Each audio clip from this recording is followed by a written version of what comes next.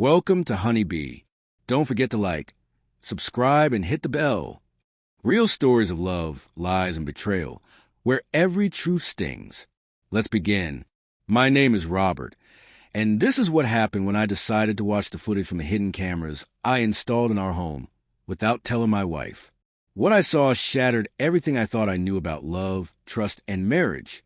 When I first met Lana, she worked as a receptionist at a dental clinic, saving money so she could take classes in early childhood education.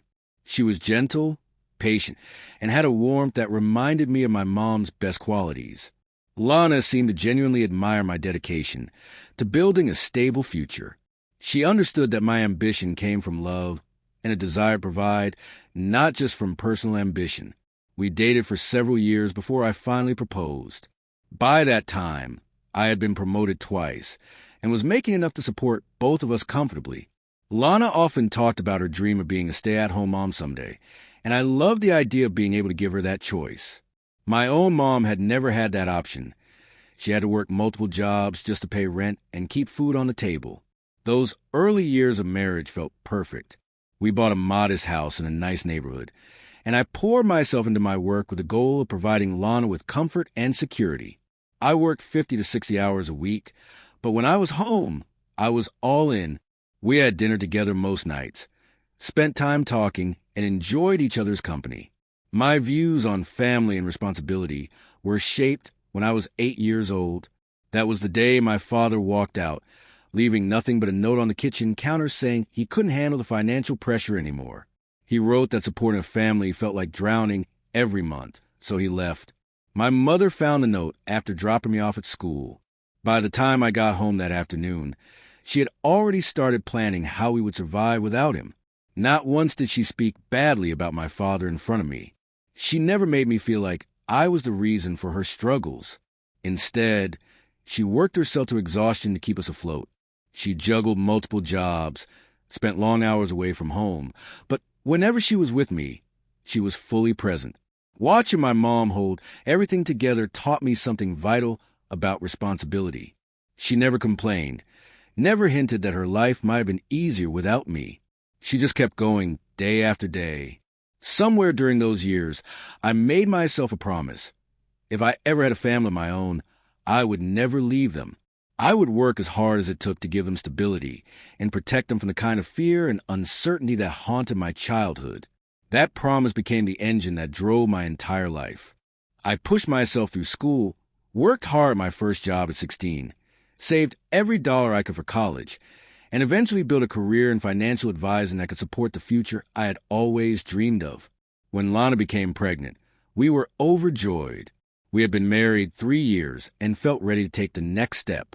She wanted to quit her job to focus on motherhood, and I supported her without hesitation. This was exactly what I had been working toward, to give her the freedom to stay home with our child if she wanted. I worked even longer hours to make up for her lost income, but it was worth it. When Connor was born, healthy and perfect, I felt like I had kept the promise I made to myself as a child. The next few years were everything I had hoped for. Lana embraced motherhood beautifully, and Connor was a happy, thriving little boy. When he turned 2, we upgraded to a bigger house in a better neighborhood. Lana never complained about my long hours, and she seemed to understand that my dedication to work came from love, not avoidance. When I was home, I was engaged, playing with Connor, helping with bedtime, and sharing the household responsibilities. By the time Connor turned 4, he was in preschool 3 days a week. This gave Lana a little time to herself while I was at work, and life felt stable and good. Then, over the course of a few weeks, our neighborhood experienced a string of daytime break-ins. The thieves targeted houses when people were at work, stealing small valuables and electronics. We had always felt safe in our community, which was why we moved there in the first place. But now I worried about Lana and Connor being home alone. At a community meeting, police recommended installing security systems and cameras as deterrents. I spent the next week researching and eventually bought a simple wireless camera system with 4 cameras. I installed them myself, one at the front door, one in the backyard, and 2 inside covering the kitchen and living room. Lana and Connor were visiting her parents that weekend, so I finished the installation while they were gone. I tested everything, confirmed the system worked, and then, distracted by other things, forgot to mention to Lana when they got home.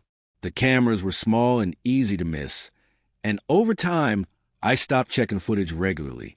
The neighborhood break-ins eventually stopped, and the cameras became just another background security measure. 8 months later, I got a notification that the storage was nearly full, and old footage would start being deleted. I decided to review the videos over the weekend, partly to clear space, partly out of curiosity. I was actually looking forward to seeing moments I had missed. Connor playing, Lana go about her day, maybe some memories worth saving. Saturday morning, after Connor settled with his toys, I opened the footage on my laptop. I started skimming through clips quickly. At first, everything was normal. Lana cooking, cleaning, playing with Connor, taking him to the backyard. I smiled at moments I hadn't been there to see. But then I noticed something strange. A silver Honda Accord kept appearing in our driveway during the afternoons. At first, I brushed it off, maybe a friend or delivery driver. But it kept showing up several times a week, always between 1 and 4 p.m. I started paying closer attention. The same man stepped out of the car each time, walking up to our house like he'd done it dozens of times before. Lana greeted him warmly, even hugging him before letting him inside. Switching to the interior camera footage made my stomach drop. The man, Ryan, as I later learned, and Lana weren't just friends. They were romantically involved. The video showed intimate moments that left no room for doubt. I kept watching even though every clip felt like a punch in the gut. This wasn't a one-time mistake. This was an affair, an organized, ongoing betrayal happening in my home while I was at work. Worse, I saw that on some days when Connor was home, Lana would lock him in his room so she could be alone with Ryan.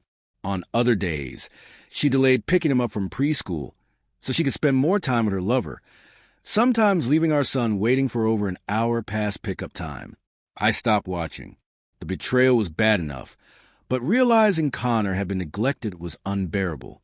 I sat alone for hours, trying to process everything. The questions hit me hard. How had I not seen this coming? Was Lana's happiness all an act? Had she been lying to me for months while pretending to be the perfect wife and mother? That weekend, I acted normal around her, even when she asked why I seemed quiet. I lied and said I had a stressful client situation at work. She believed me without hesitation.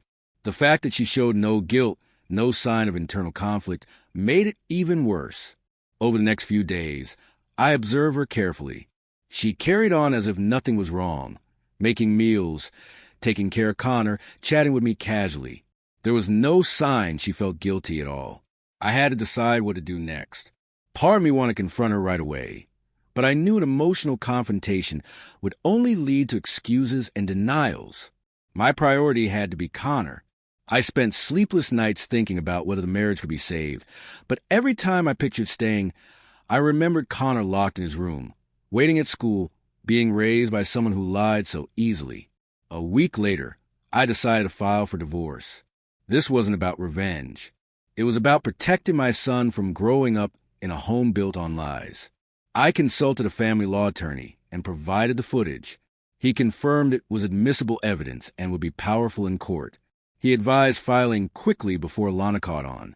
For 3 more weeks, I maintained our normal routine while my attorney prepared the paperwork. It was excruciating pretending everything was fine while knowing our marriage was already over. When Lana was served, she called me in shock, angry and defensive at first. But when I told her I had video proof, she went silent. She tried to shift blame onto me, claiming I hadn't been present enough. The divorce was finalized after several months. The court awarded me primary custody of Connor, with Lana getting supervised visitation until she completed parenting classes and counseling. Our prenup and her adultery meant she wasn't entitled to alimony. I kept the house, and Connor stayed with me. Since then, I've reduced my work hours to focus on being a single parent. Connor has adapted better than I expected. He seems happier and more at peace now that the tension in our home is gone. Looking back, I know I did the right thing. The promise I made to my younger self to never abandon my family guided me through this. I couldn't stop Lana from breaking her vows, but I could protect my son and give him a home built on honesty and stability. The cameras revealed a painful truth, but they gave me the clarity I needed. Sometimes protecting the people you love means making heartbreaking choices. And now, Connor and I have built a new life together, one that feels real, stable, and honest.